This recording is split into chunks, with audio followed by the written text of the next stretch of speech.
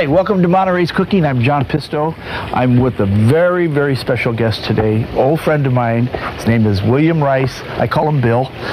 He's just published a brand new cookbook, folks. And I tell you, Bill, first of all, I want to welcome you to Monterey. John, nice to see you again. Great to be here. It's always a pleasure to have you here. We always have so much fun. We like to cook and eat and talk about it. New things. And Bill, this is really, this is the book Americans have been waiting for.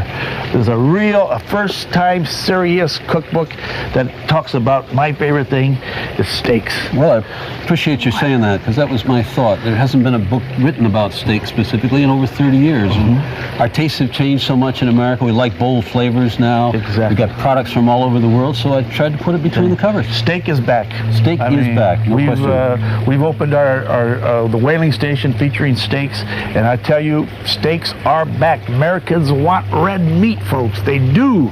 And eat it because it's good for you. It makes you feel good. It makes you strong. It's one of the world's great agricultural products. American beef. People come to Chicago from all over the world, and the first thing they want to do is go to a Chicago steakhouse. Now, Bill, you've written some other books. I think Where to Eat in America was very, very popular. We did 3 editions of that, in the 70s and early 80s. Yep, and then you had your other one. Feast of Wine and Food, about matching wine and food. Okay, that was about 10 years ago. That was 10 years, wow. Now, to give a little background about Bill, he's living in Chicago now. He's the food and wine editor of the Tribune by way of New York.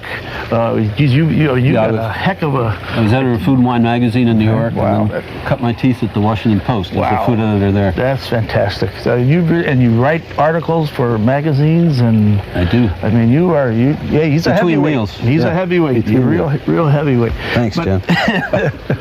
But and I like the way you broke your book down, and you have it with different cuts. Yeah, it occurred to me when people go to the market to buy meat, they select it by cut. So that's the way we've done the book, and the tender, a little more expensive cuts from the back of the animal and so on. I call those the uptown cuts. Oh, nice. Then you've got the very flavorful but somewhat tougher cuts that need marinating, longer cooking. Those are the downtown cuts. And I think we're going to fool around with one of the downtown cuts today. Yep, we're gonna hit a little bit of everything in this book, because the way you break it down, and I think it's really important that you're using some of the cuts that people aren't familiar with, and the other thing that's very important too is that it's not real expensive, some of these cuts, because they have to take a little longer to cook. Well, the whole point is there's some wonderful steaks in here for entertaining, but there's a lot of material in here perfect for a family during the week. And if you're cooking at home, you control the portions. We come to your restaurant, we get this big steak and so on. But at home, you can control the portions, and it's perfectly easy to prepare a steak meal for the family that fits within the dietary guidelines and works just wonderfully for a family. Yes. Well, I think we should go inside and let's play around with some of these recipes. Let's do it. Okay? All right.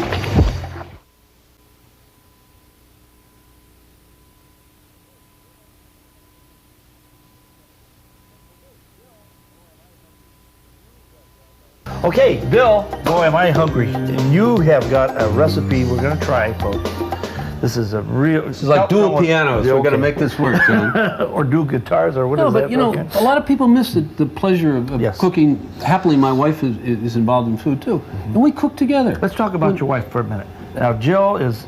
These are two very, very talented people. Now, your wife is a chef also. Yes, trained as a chef, and she does a lot of recipe development for food companies, and she's got a book coming out this fall about all the wonderful ethnic family bakeries around America. She's going around the country getting the best recipes. How neat. All right. Is it going to be baking or breads or combination? It'll be everything. It'll be breads and pastries and so on. That's great. You have steak, and then you have Jill's book for dessert. Folks, you can imagine when we all get together. I mean, we were in Chicago one year, and we went to a That farmer's was market. so much fun. They had the annual farmer's market, Oh, it's and we picked up all this stuff, brought it home, and just started cooking. And we just, I mean, here you had 4 guys, people just cooking and just, I mean, was whatever. fun. It was Really fun. it was really one of the highlights, I tell you. First time you'd ever seen Midwestern produce, John. I mean, I was amazed. The tomatoes in Chicago are incredible tomatoes. I mean, everything was just super. It was a lot of fun. There wasn't enough garlic for John. That was a big problem.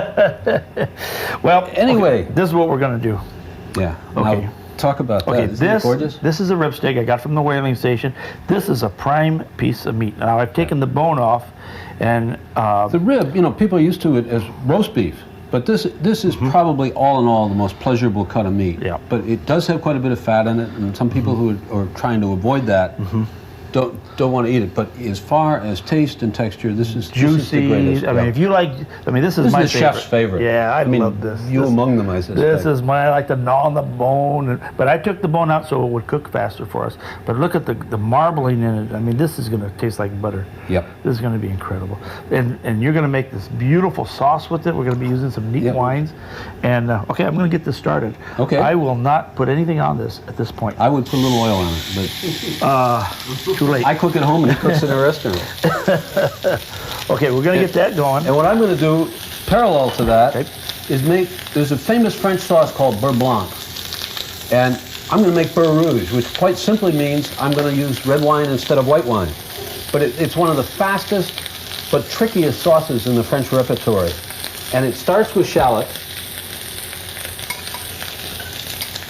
just into the saucepan, all by themselves, followed by just enough vinegar to moisten. And what I'm going to do as the heat comes up here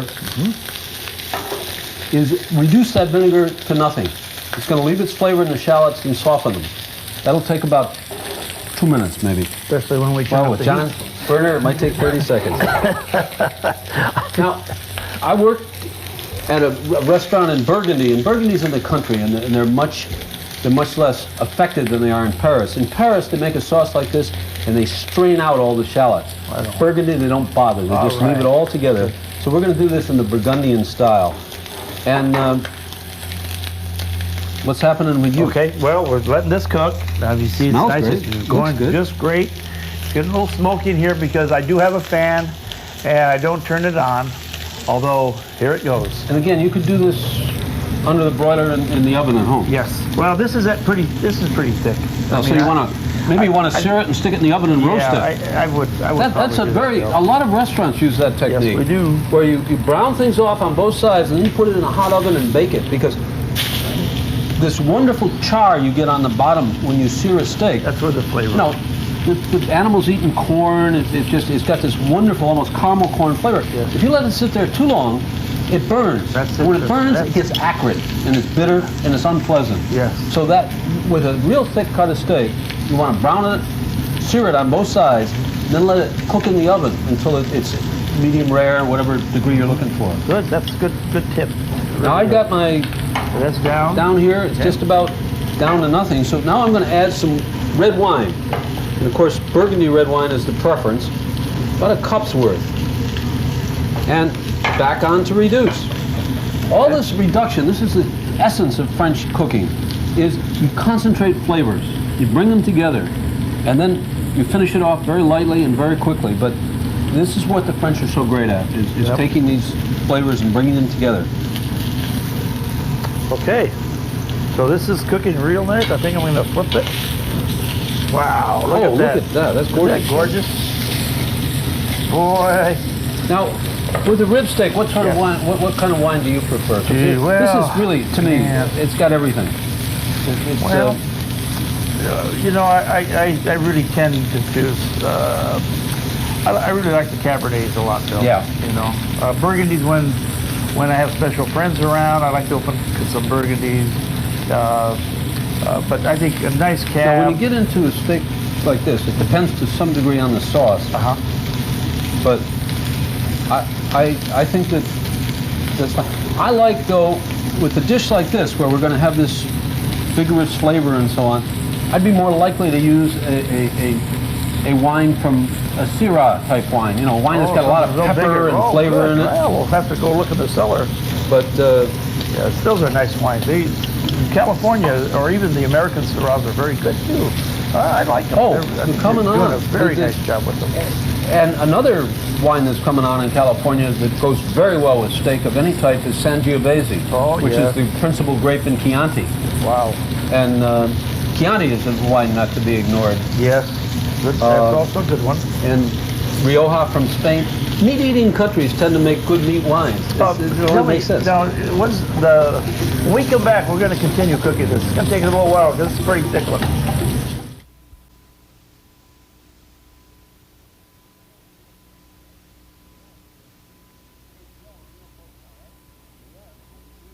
Okay, Bill, we're real close now, right?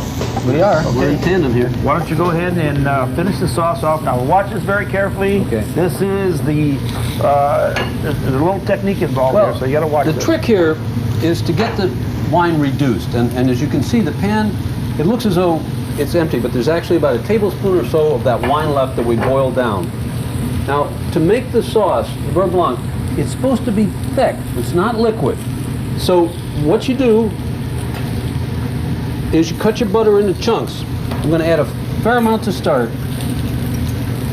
And you stir continuously. You never stop stirring, you never stop watching. And as the butter melts, if you just leave it to melt, it will liquefy. So what you do instead, at a certain point, like here, you pull it off the heat for a second, add a little cold butter that'll slow down the melting, and stir off the heat.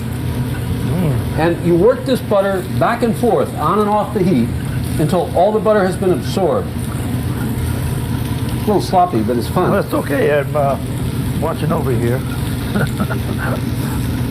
Now this is, there's the counterpart to this is the Beurre Blanc. Beurre Blanc is the famous sauce which you use for fish. Yeah. But by using a red wine, see now it's slowed up a bit, so I'm going to put it back over here. Good. By using a red wine, you've got a sauce that goes wonderfully with meat. Okay. And I'm going to pull that off. That's ready. Now there has been nothing added to this. Look how this straightforward. Beautiful. I'm going to give it a little salt now.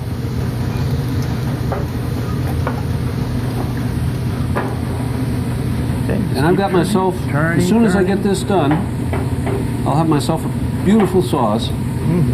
Now, steak loves butter. It can't be, no apology for that. Absolutely correct. And you can make some wonderful sauces too from composed butters by just taking softening butter, putting in your favorite shallot, mustard, various herbs, and then you roll it up, make a little circle out of it in plastic wrap, put it in the freezer, and just slice it off every time you want to cook a steak. Well, your book explains all this stuff in detail. Probably better than I am. Yeah, Bill, really got to commend you. The book is fantastic. Again, this is the book, folks. I tell you, I've been reading it. Hey, I've been learning some tips. Here we go. Really, we got it. Real nice. Touch of salt, a little white pepper. This is a French sauce, and the French love. You don't want black pepper specks, so they use white pepper. Give me a hit of salt, John. Salt. Here it is. Now I'm letting this rest a little bit so that. That's it. Okay. Ready to go? Now, all right. You never want to put this sauce back on the heat once it's done because it'll break. Yeah. It'll just turn into liquid. Okay, now, but as you can see, what we've got here is an emulsion. Sauce, exactly. So it's a sauce-like consistency. So when he says break, what he's talking about, folks, is that it'll get very oily. It'll look like an oil. Yes, exactly. It won't be thick. Separate. Okay. So it's the on and off the heat that makes that work. Okay, let's cut this. Oh, look at this. Perfect. And remember, as meat sits, it looks real red now, but it'll turn pink as it sits a little bit because it has continued to cook. Oh boy. This smells so good. We could turn the fan off now, though. Thank you. Oh, what a relief. Yeah, that was pretty noisy, wasn't it? But look at this. Look at this. Got to suffer for our art, John. That's going to be a beautiful steak. This is very rare. This is a treat. This is a special. The rib steak is something you should save for a nice occasion. Okay, let's stir that up. I should spoon this over. Here you go. Okay, thank you. I'm honored, John, that you're spooning this sauce. I know, so am I. I'm smelling But you it see, myself. it's got a certain thickness to it and consistency. Now, And yes. the leftover, just melt it and pour it over vegetables. But Okay, so here you have real fast. This is real fast rib steak with beurre rouge. perfect recipe Okay. for two people to prepare together and share together. Okay, now we're going to try another dish. Now this is one I've been dying to try because it's very, very, very interesting. It's the apples and coleslaw Right. with Stilton. I love coleslaw. Okay. When we come back, we're going to make it for you.